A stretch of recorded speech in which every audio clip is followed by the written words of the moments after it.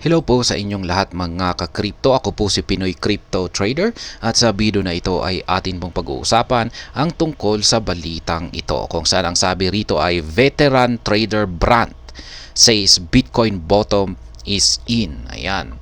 Siya po isa pong veterano na trader kung saan ay siya po ay si Brandt. Yan, kung saan ay naglabas po siya ng isang pahayag rito tungkol kay Bitcoin.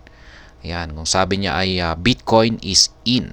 Ayan, predicts new all-time highs in third quarter of 2024. Ayan, naglabas po din po siya ng kanyang prediction.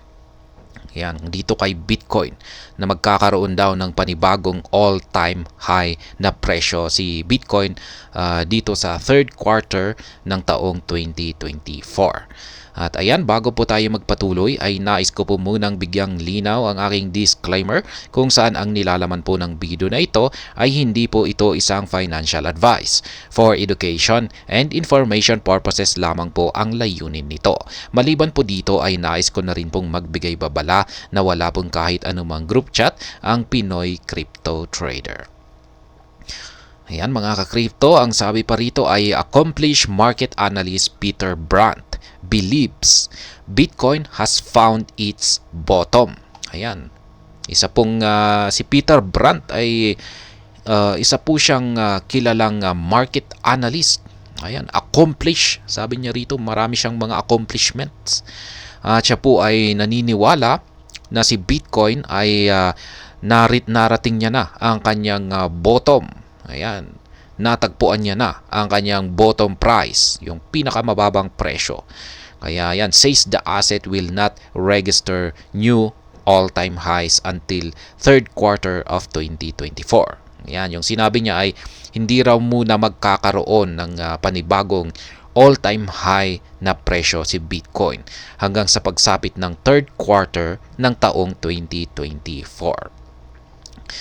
Yan, Brandt disclosed this in a recent market analysis in which he unveiled a reliable blueprint for accurately assessing Bitcoin's price movements. In his post, the veteran trader emphasized that the market is susceptible to fluctuations and no one can accurately predict its movements. Yan. Ang sabi niya dito ay susceptible daw sa fluctuations si Bitcoin at dahil dyan ay mahihirapan daw ang kahit sino na i-predict ang galaw nito. Yan, dahil sa kanyang fluctuations. However, he boldly asserted that his blueprint has become so reliable that he can confidently make certain declarations regarding the price of Bitcoin. He called attention to a series of predictions. Ayan, meron siyang ilang mga predictions dito na inilabas. Brandt's 3-point forecast. The first highlight of Brandt's predictions is that Bitcoin will not be seeing any new lows in the future. Renowned analysts asserted that the firstborn crypto has witnessed its bottom or lowest price in this cycle. Ayan, sabi niya dito ay hindi na raw po natin makikita si Bitcoin na magkakaroon ng mas mababang presyo dito sa hinaharap. Ayan, sapagkat ayon po sa kanya ay atin na pong nakita yung pinakamababang presyo ni Bitcoin sa cycle na ito. Ayan. Bitcoin observed its lowest value for this cycle in December 2022 amid the escalating effects of the FTX implosion. Bitcoin collapsed to a low of $16,528, marking its lowest value in 2 years. Brandt commentary signals that the asset cannot fall lower than this in the ongoing cycle. Yan po ang sinabi ni Ginoong Brandt, na hindi na raw po babagsak ang presyo ni Bitcoin yan sa mas mababang presyo dito sa $16,528. The second highlight of Brandt's forecast suggests that Bitcoin would not be seeing new all-time highs until the third quarter of next year. Yan, this assertion contradicts projections made by several market watchers and industry leaders amid the anticipation of a spot BTC ETF approval. Ayan na nga. Marami kasing mga nagsilabasan na ibang mga analyst ang nagsasabi na aangat si Bitcoin dahil sa nalalapit na approval ng spot BTC ETF. Pero pagdating po dito kay Brandt, sinabi niya na malabo na magkaroon ng mataas na pag-angat sa presyo si Bitcoin hanggang sa third quarter ng next year, ng sunod na taon. Kaya contradicting po yung kanilang mga predictions dito. While Brandt failed to make any Bitcoin price prediction, he remained confident that the crypto asset would surpass its current all-time high of 69K from third quarter 2024. Ayan, hindi po siya nakapagbigay ng mga saktong price predictions dito kay Bitcoin. Pero siya ay confident. Ayan, malakas ang kanyang paniniwala na si Bitcoin ay magagawa niyang lampasan yung kanyang all-time high, yung kanyang previous all-time high na 69K pagsapit ng third quarter ng taong 2024. Should the US SEC approve spot BTC ETF between this quarter and first quarter 2024, Bitcoin's bull run could be massive considering the upcoming halving in April 2024. Ayan. Maraming malalaking kaganapan po na mangyayari sa taong 2024. Yan, lalong-lalo na sa buwan ng Abril, yung April kasi diyan po magaganap ang Bitcoin halving.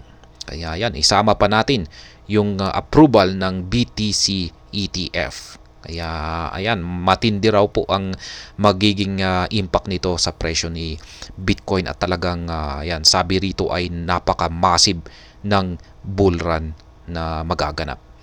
Brandt's last comment suggests that the Bitcoin market might remain unpredictable for some time. Ayan. Ito raw yung huling komento ni Ginoong Brandt na sabi niya na ang Bitcoin market ay mananatiling unpredictable. Mahirap daw pong hulaan yung kung saan kung saang presyo ang kanyang aakyatin. Chop Fest in the meanwhile, he remarked. Notably, a chop fest is a market condition which features an extended period of unpredictable price movements with no clear direction. Yan po yung sinabi ni Ginoong Brandt. Sabi niya ay chop fest in the moments. In the meanwhile, yan. Kung saan ang ibig pong sabihin nito ay wala daw pong malinaw na direksyon kung saang presyo yung tatahakin ni Bitcoin. At mukhang extended period po yan. Ibig sabihin ay medyo mahaba-habang period. Bitcoin prime for massive run. Ayan. Naghahanda na raw si Bitcoin para sa isang malakihang paggalaw. The trader confirmed that he has been using his blueprint for 2 years. An accompanying chart provided historical context to his commentary, highlighting the duration it has taken Bitcoin to hit new highs after collapsing from a previous high to its lowest point of the cycle. Ayan, yung si Peter Brandt ay sinabi niya na yung ginagamit niya raw yung kanyang blueprint na ito yung kanyang nagiging basihan sa kanyang analysis. Ayan, ginagamit niya daw po ito for 2 years or 2 taon. Ayan, ito po yung kanyang blueprint. Ayan, kitang-kita po natin na ayan, ito po ay nasa 1 month chart time frame.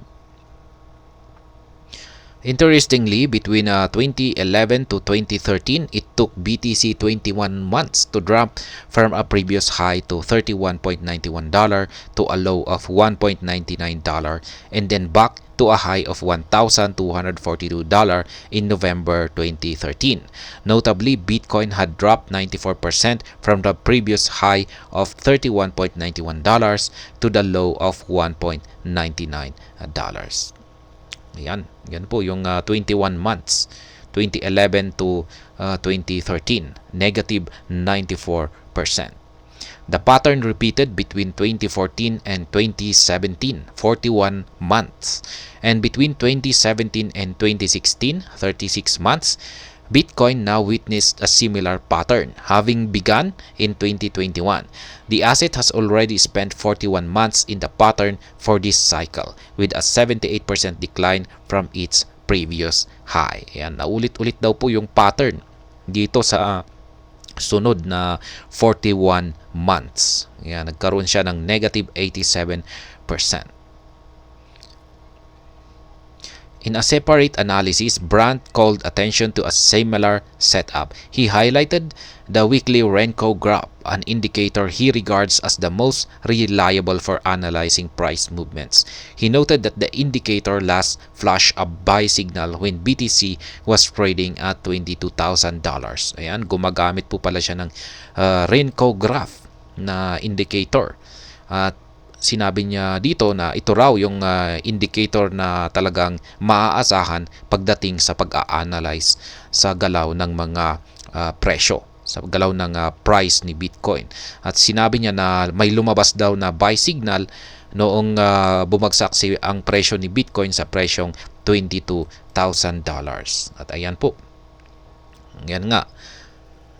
Linagyan po niya ng guhit. Yan yung buying signal dito. Ayan, nasa 22K po yan. Notably, Bitcoin last saw the $22,000 zone in March. Ayan, bumagsak po yung presyo ni Bitcoin noong nitong nakalipas na buwan ng Marso. The asset has remained above the price threshold since then.